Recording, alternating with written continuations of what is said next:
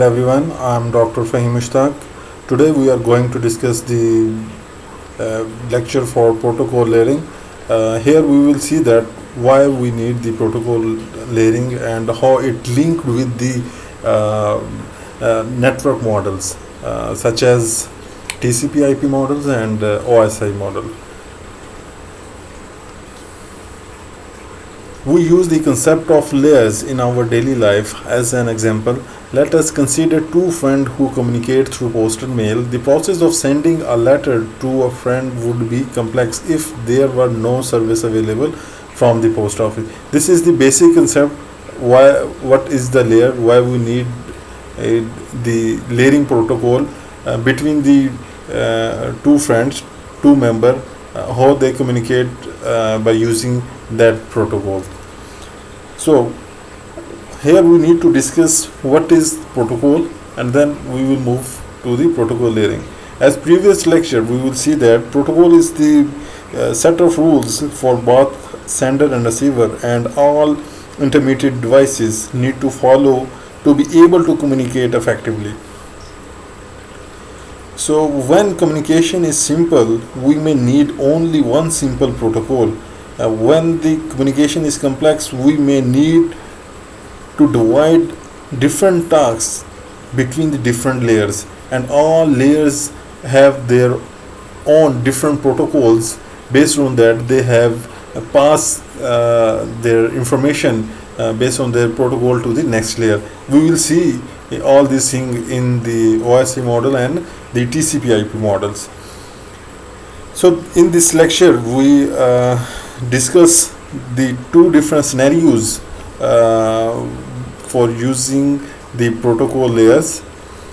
So first scenario is that if the communication is simple, that it can occur in only one layer. For example, we suppose that Maria and Anne, both our neighbor, have common ideas regarding any project. Okay, the communication between these two friends take place in one layer, because if they are face to face communicate, then we say that they may have to use the same language.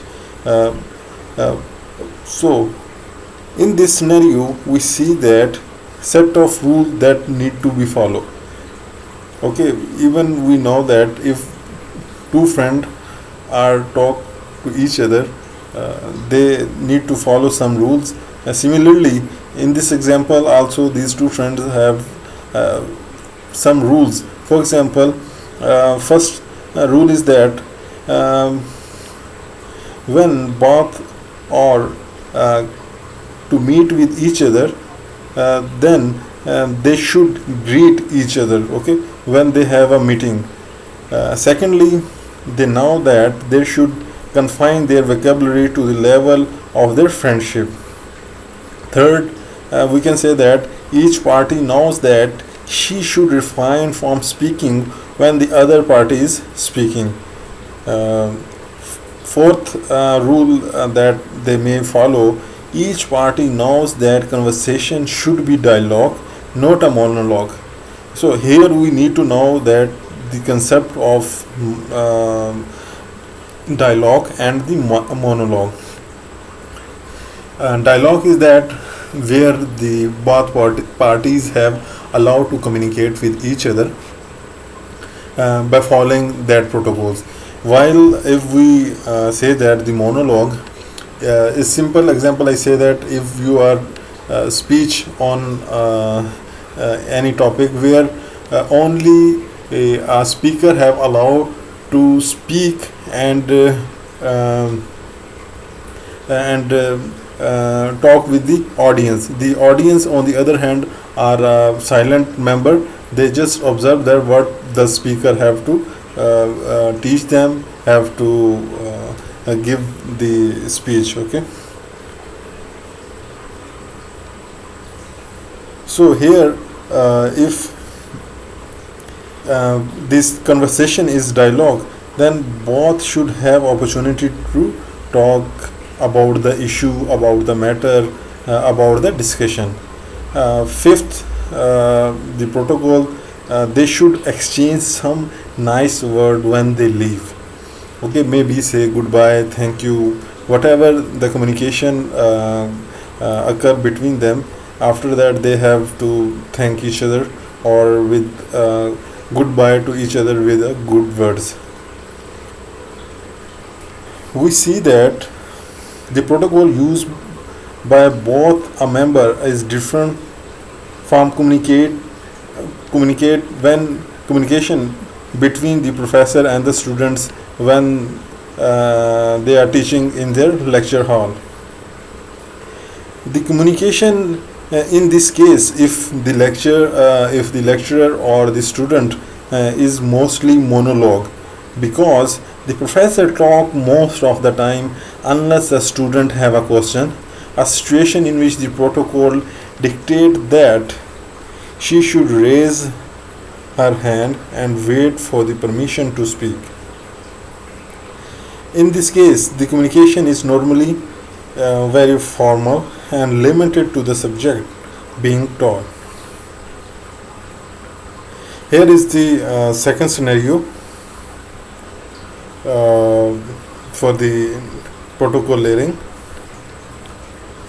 So, in this scenario, we assume that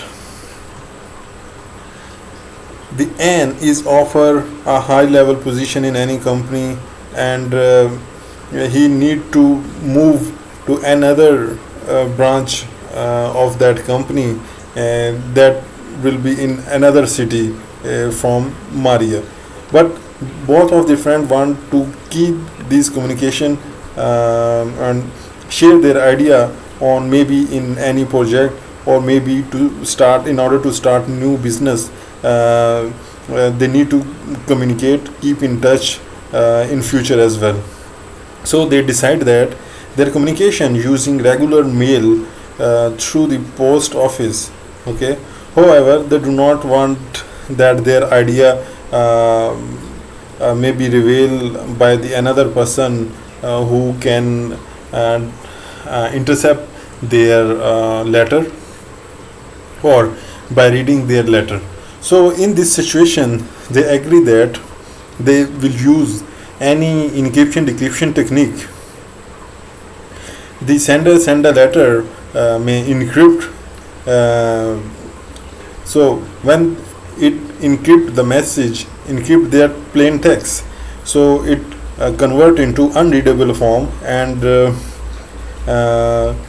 which save from and the third party or interceptor who can take this message between two member and reading. Maybe they secure because of their business idea, maybe their project idea. They don't want to share to any third party. So they decide on any encryption decryption method. So for now, this is generally, as I told, that encryption is it convert the message into unreadable form, and the decryption model, what it do, it decrypt the ciphertext by using the key and convert into original message. So both of these concept we discuss in the next video. So for now, we will briefly discuss here about when we need a protocol between the communication between two members.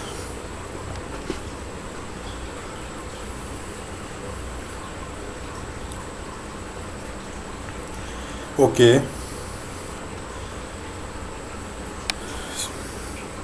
So let we assume that Maria sent first letter to Anne, and Maria talked to the machine at the third layer as through the machine in N and listening to her.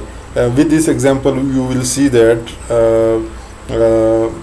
third layer 3 is the where the Maria have to speak or may listen something. Okay. The second layer take place to encrypt it here and create the ciphertext, which is passed to the first layer machine. The first layer machine, presumably a robot, take the ciphertext, put into an envelope, add the sender and receiver addresses, and mail it. Okay, if we link this idea to the computer network, we will see that we have an IP address, sender receiver IP address. Based on this IP address, we have sent to the entire recipient who have who have able to read the message, or entire recipient. Okay, if we see the another side, N side, okay, here we see that first layer machine pick up the letter from N mailbox, recognize the letter from Maria by sender address. The machine take out the ciphertext from envelope and deliver it to the second layer machine. The second layer machine decrypt the message and create the plain text and pass the plain text to the third layer. In this position, the third layer machine takes the plain text and read it, and through Maria is speaking. So here we see that protocol layering enable us to divide the complex tasks into several smaller and simpler tasks. Here we see that the advantage of using the protocol layer is that it allows us to separate services from the implementation. A layer need to be able to receive a set of services from the lower layer and to give the services to the upper layer. We don't care about how the layer is implemented. For example, Maria may decide not to buy machine or robot from the first layer. She can do the job himself as long as the Maria do the task provided by first layer in both direction. The communication system work. Another advantage using the protocol layer, which we cannot be seen in our simpler example, but reveal itself when we discuss the protocol layer in the internet, is that the communication does not always use only two-end system. There are intermediate system that need only some layer but not all layer. If we do not use protocol layering, we would have to make each intermediate system as complex as the end system, which make the whole system more expensive.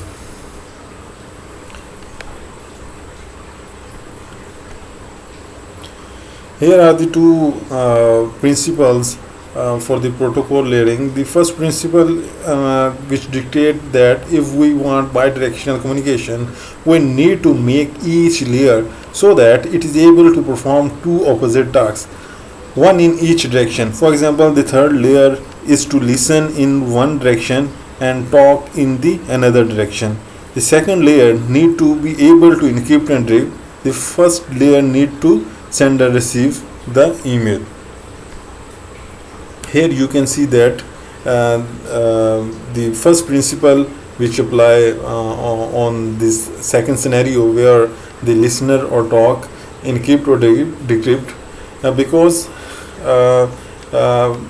maybe the Maria in one place is able to receive some message or to able to send some message. So Maria or Anne have both ability to listen and talk on such matter. Okay, and all the protocols in each layer have do accordingly the different tasks.